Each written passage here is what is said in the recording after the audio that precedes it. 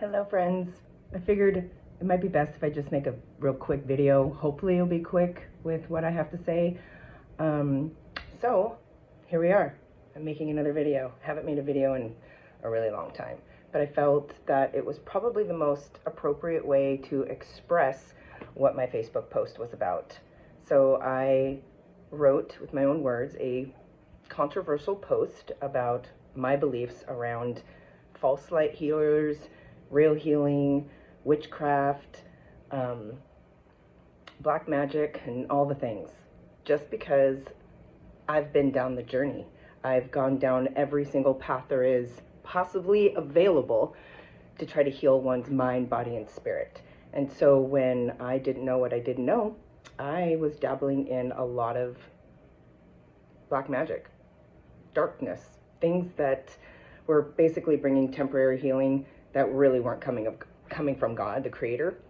And so what I wanted to explain to people is a little bit about my personal experience and why I'm on this side of the narrative, why I speak up and I'm bold with my beliefs around witchcraft, because I go to these metaphysical fairs. I host talks at these conventions and fairs, and I'm surrounded by people that believe they're witches and they're shamans, or they've got labels too that they're the healer and they're the one doing the healing.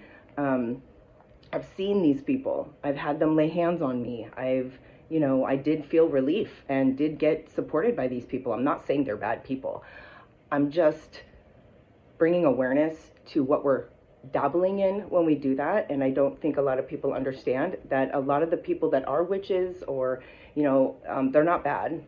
Some are bad, some are good, just like all people. Okay, it's a label that they want to carry for whatever their uniqueness and being authentic with what they're able to do with their gifts and their abilities. We're all basically gifted abilities. It's just how magical human beings are. That's how amazing our Creator created us. So I just believe that society and the way the system is ran, it kind of wants us all to be a one way. So we've all been shoved into a box, and we're all supposed to be, feel, think, and do the same thing. So if we go outside of that, then we're evil, or we're a witch, or we're doing these crazy things. But the truth here is there are crazy, dark things out there. So my experience is, before I had my awakening, before I just gave and surrendered my life over to God, I had psychics tell me my husband was cheating on me. I had psychics tell me that I had a cancer that was growing in my body, all over my body like a fungus. I had psychics that were demonologists, because spiritually at the time, I could feel some negative energy in my home. And I felt like it was like my gifts for me, I don't see demonic, scary things, but I can feel them and I can feel the energy. So I sounded like a crazy person when I was trying to explain it to loved ones that something dark was in our home, and it got really intense when it started to affect my daughter. So I spent thousands of dollars on these demonologists and psychics to come into my home and do their weird woo-woo witchery work, which it wasn't of God, to clear these demonic things in my house, right? And they're telling me all these weird stuff, but I was so believing, because it resonated with everything that I was feeling in the house and where I felt it in the house. So yes, demonic spirits are real. Very real. And a lot of people don't understand what they're feeling. And so we get, go to the doctors, and family, loved ones think we're crazy when we're really not. I've had these people tell me that I need to divorce my husband in order to thrive in the world and become who I am today. And these are readings and card readings that I've had over a 15-year span on this journey of discovering who I am and why do I feel stuck in these certain areas, and things that I wasn't aware of, side effects of unresolved childhood trauma. So I was seeing Reiki healers. I felt amazing after their sessions, but then I had to go back next week because all the pain would come back, and when it came back, it actually came back worse. So what was actually technically happening was there were energy portals that were being opened in all my energy centers in my body for demonic possession. So these demons would attach themselves to energy centers in my body and give me a temporary Band-Aid. And then all of a sudden it was like hell all over again. Same things with these readings. It's like I would get I would get totally like brainwashed with whatever the psychic would tell me, and I would believe it. And then all of a sudden it was like all this shit was happening. And so when it starts to manifest and it's happening, then you think this person's real and they know what's happening. The truth here is the darkness, the false light, they can appear like angels, beautiful things, make you feel amazing, but it's not even of God. It's not true light. And so it took me surrendering my life the night I wanted to commit suicide to have my awakening for the true source of God to come through and show up. And that's going to be another video. But my experience of surrender was very supernatural and more real than anything natural I've ever experienced. And so I found out that all those things, when I started to go see real healers, that I had all these negative, dark entities that were attached to me and my biofield. So it was, and then as soon as I actually had them cleared, like delivered from my body, spoken out, commanded out, everything changed. I mean, my thinking patterns changed, my sleeping changed, the pain in my body changed. I mean, like this stuff's real. So all of those diagnoses those psychics told me were false. I didn't have a cancer fungus growing throughout my body. I had mold. I was living in invisible mold that was basically growing like a fungus inside my body. I had parasitic infections, Lyme disease, that was taking over my whole entire body, and I was its host. So they were giving me a whole different false perception when I could have been led to the truth a lot earlier. I could have suffered a lot less. I could have maybe never been bedridden, but they were believing, I believe that they were curses being spoken over me, being plugged into my subconscious mind as my reality and truth.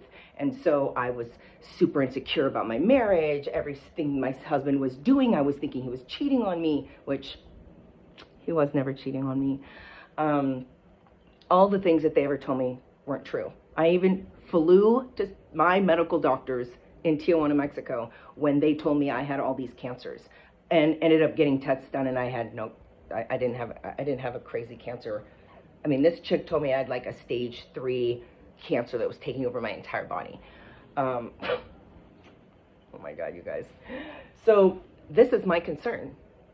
When I'm at these fairs or I'm in public and people come into my clinic here, like I should walk you guys through my amazing clinic. I'm going to go backwards here. There's my hair corner. Here's my kind of lobby area, retail shelf, and then I have a frequency healing vibrational therapy room in here. Pulse therapy bed, red light bed, and then I do frequency fractals and video holographic healing fractals.